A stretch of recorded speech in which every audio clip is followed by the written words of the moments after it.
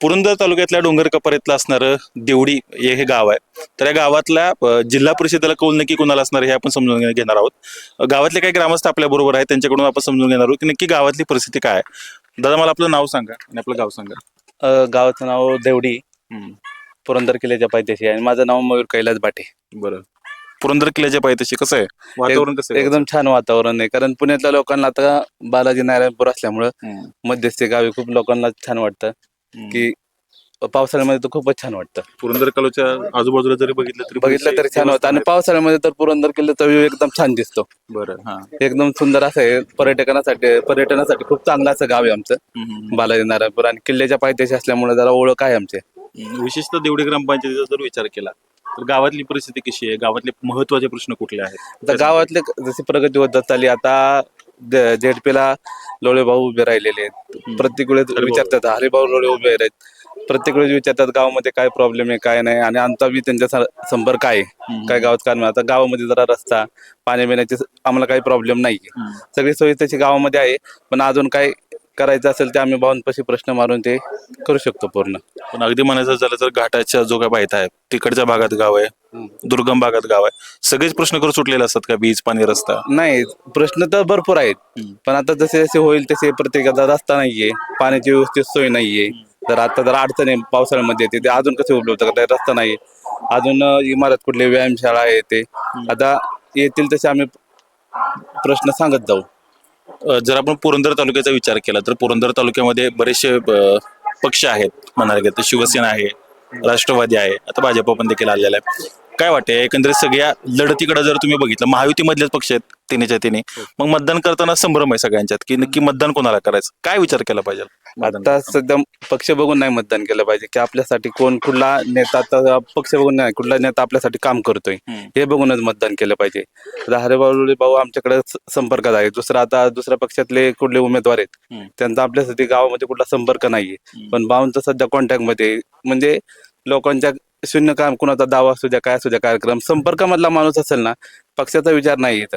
माणूस चांगला आहे म्हणून मतदान करायचं आपल्याला. बरं, हा संपर्क कशातून येतो? पंचायत समितीला होते तेव्हापासून की? पंचायत समितीपासून भाव असल्यामुळे रिलेशन मध्ये, म्हणजे कुणाचाही कार्यक्रम असू द्या तेव्हा पंचायत समितीला उभी मागल्या वर्षी, तेव्हापासून त्यांचा संपर्क आहे.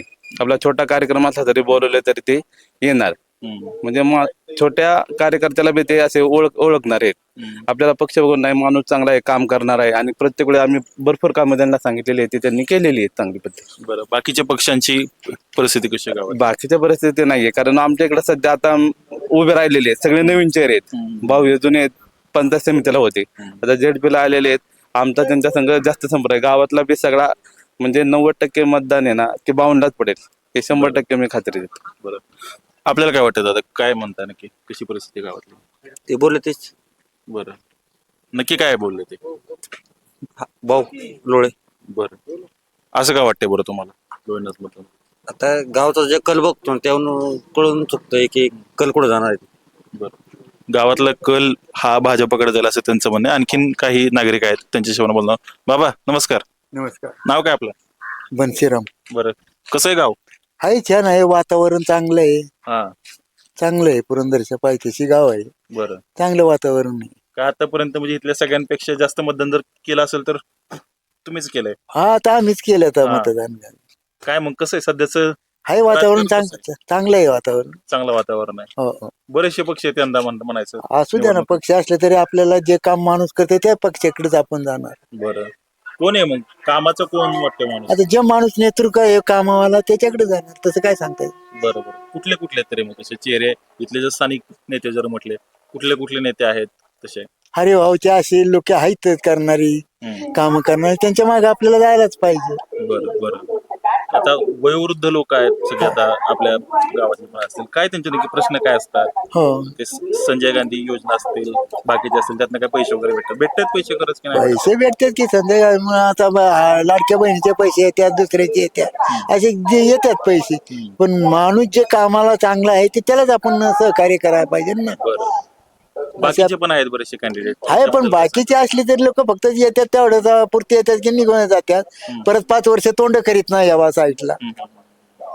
असे असते गावाची बाहेरची आणि त्या थेरी. गावातले महत्वाचे प्रश्न सांगा मला, एक दोन प्रश्न महत्वाचे सांगा की जे सुटलेच पाहिजेत स्थानिक स्वराज्य संस्थांच्या माध्यमातून. रस्त्याची कामं सुटली पाहिजे, कुठं काय गटराची कामं झाली पाहिजे, ही समजा काम गावातली झाली पाहिजे ना. गावातली कामं होतच नाही त्यांना. गावातली कामं होत नाहीत, म्हणजे बऱ्याचशा गावात फिरतोय, रस्ते, पाणी, गटार हे महत्वाचे जे काही मूलभूत प्रश्न असतात की जे स्थानिक स्वराज्य संस्थांच्या माध्यमातून सोडवले पाहिजेत. काय अडचण वगैरे नाही, कारण मी तर ग्रामपंचायतीमध्ये काम वगैरे करतो. चांगल्या विकासासाठी म्हणजे 15 वर्ष काम वगैरे करतो.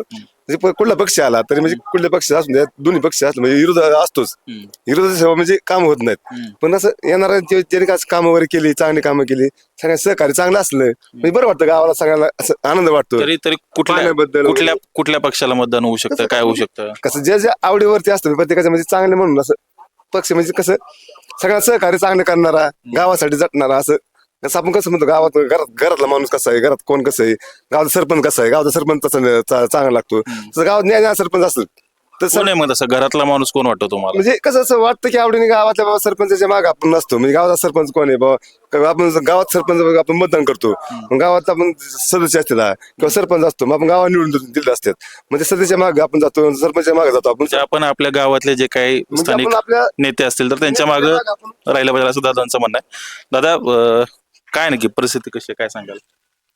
नाही, चांगली परिस्थिती इकडे.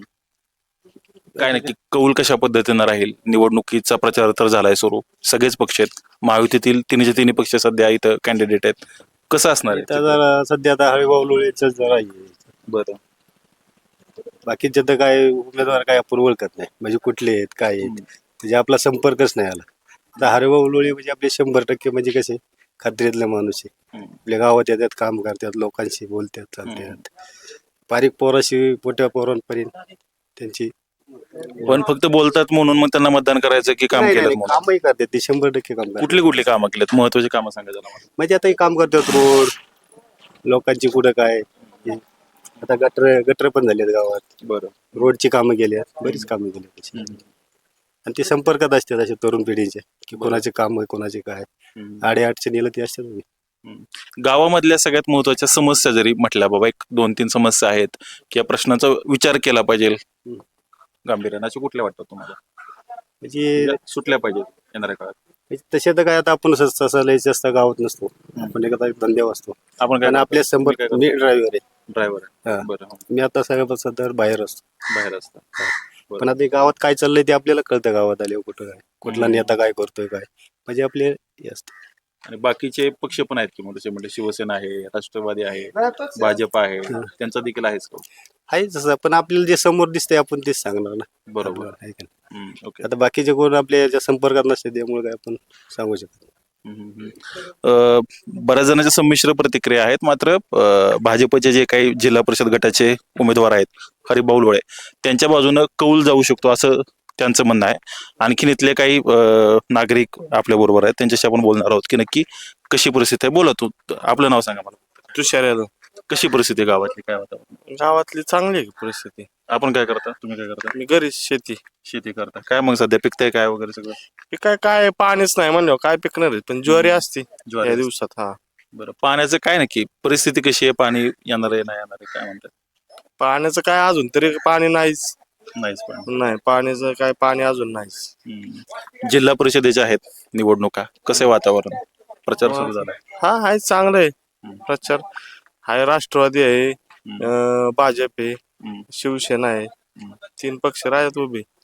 सत्तेतले पक्ष आहेत तिन्ही. आता मतदान करायचं तर करायचं कोणाला? मतदान आता डिवाइडच मतदान होणार, तसं एका पक्षाला होणार नाही, कारण का माणूस पाहून जे सगळ्यांना मतदान होणार आहे. प्रत्येक गावात थोडं मग काय हे डिवायडेशन होण्याचे कारण काय वाटतात तुम्हाला? डिवाइडेश आता बहुतेक तर आता जसं माणूस काम करण ग्राउंड लेवलवर तसं मतदान होणार. बरं, बाकी नाही काय. तरी किती टक्क्यांमध्ये राहील मतदान, काय वाटतं? कुठल्या पक्षाला अप्पर हँड राहू शकतो, कुठला पक्ष खाली राहू आता शकतो? इथं सध्या तरी राष्ट्रवादी आणि भाजप यांना मतदान थोडं जास्त होईल आणि शिवसेना थोडं कमी होईल. शिवसेनेला मतदान कमी होईल असं काय वाटतं? कारण पुरंदर तालुक्याचा विचार केला तर विद्यमान आमदार जे आहेत विजय बापू शिवतारे, तर ते पक्षात आहेत स्वतः, त्याच्यामुळे पण आता कसे हरिभाऊ लोळे आता पक्षात गेल्यामुळं मतदान निम्मे इकडे पडत. बरं हरिभाऊ हा हा ही पण सुद्धा काय कोण? हरिभाऊ लोळे हा हरिभाऊ लोळे पण आहेत. त्यांना आता ते पक्ष प्रवेश इकडे झालाय भाजप त्यामुळे फरक पडेल जरा शिवसेना नाही या पट्ट्यात. बरं ह्या पट्ट्यात तरी मतदान शिवसेना कमीच पडेल माझ्या अंदाजाने. बरं तसं फाईट जर बघितलं तर जाधव विरुद्ध लोळे विरुद्ध मावळकर असे आहेत. मावळकर जाधव यांच्याबद्दल काय वाटतं? त्यांचं काय आपल्याला एवढं माहित नाही त्या पट्ट्यात तरी. ह्या पट्ट्यात राष्ट्रवादी आणि भाजपला मतदान होऊ शकतं. राष्ट्रवादी आणि भाजपला मतदान होऊ शकतं असं दादांचं म्हणणं आहे. खरं तर इंटरेस्टिंग आहे पुरंदर तालुक्याचा जर विचार केला, कारण ज्या सत्तेमध्ये हे पक्ष एकत्र मांडीला लावून बसतात त्यांनाच एकमेकांच्या विरोधात आता प्रचार करावा लागतोय. त्यामुळे कुठल्या विकासाच्या योजना कोणी केल्या हा एक क्लेम करण्याचा किंवा त्याचा एक भाग आहे. दादा मला आपलं नाव सांगा. सुनील वाटे. कशी परिस्थिती गावातली तुमच्या? गावची त्रिशंकू आहे इलेक्शनच्या बाबतीत झालं तर. आणि आताचं राजकारण, आता जी कंडिशन आहे महाराष्ट्राची आपल्या, एक भावनिक एक विकासाच्या मुद्द्यावर आहे. म्हणजे एक कन्फ्युज आहे आताचा मतदार जो आहे तो कन्फ्युज आहे. बरोबर कारण दादांमुळे भावनिक आहेत जरा. बरोबर. दादांचा खाली ते निधन झालं, फारच वाईट झालं. त्यांचं भावनिक वातावरण काय असू शकतं असं वाटतं का तुम्हाला? लोकांचं बऱ्यापैकी होऊ शकतंय. हम्म. आणि बाकी आता ह्याच्या कामाच्या बाबतीत म्हणलं तर भाजप एक नंबरला आहे सध्या. बरं ओके. पण आता जे वातावरण जे झालंय आता ते नीती काही जे त्रिशंकू जे ते आता सध्या महाराष्ट्राच्या सत्तेत एकत्रच आहे. बरोबर. त्यामुळं कुणालाही मतदान केलं आणि कोणाही निवडून आलं तरी एवढा काही इफेक्ट नाही होणार आहे. बरोबर, कारण लाडक्या बहिणीपासून वेगळ्या ज्या काही सगळं. योजना आहेत जे main तर त्या सगळ्या योजना म्हणतात, शिंदे म्हणतात मी आणली, इकडे फडणवीस म्हणतात मी आणली, तो आता तिकडे एक दादा stunt आहे. हा. म्हणजे वोटिंगचा स्टंट आहे तो थोडक्यात. कोणी आणली तरी शेवटी आपल्यासाठी ते एकच आहेत. आपण मग आता त्रिशंकू जरी अवस्था असली तरी मग मतदान करताना कुठल्या 2-3 गोष्टी आहेत महत्वाच्या की ज्या बघून मतदान केलं पाहिजे असं तुम्हाला? गाव पातळीवर एक तर माणूस बघितला जातो मेन. जिल्हा परिषद ही एक छोटी एक सांसदाची. स्थानिक स्वराज्य हा, संस्था बरोबर. शेवटचं हा. घटनेचं. त्या हिशोबाने मग आपला सर्वसामान्य कोणापाशी जाऊ शकतो. हम्म. वोटिंग त्याच्यावरती ठरलं जातं. हम्म. पण आजची जी परिस्थिती आहे ती थोडीशी भावनिक झाली आहे आणि वेगळ्या ह्याच्यात गेली आहे. हम्म. बरोबर. सध्या इमोशनल वातावरण देखील आहे. अजितदादा पवार यांचं जे काही देहावसान झालं त्याच्यानंतर पुरंदर तालुक्यात देखील त्याचे इम्पॅक्ट पडू शकतात. ते एक इमोशनल अप्पर हँड राष्ट्रवादी पक्षाने त्यांच्या उमेदवाराला मिळू शकतो असं त्यांचं म्हणणं आहे.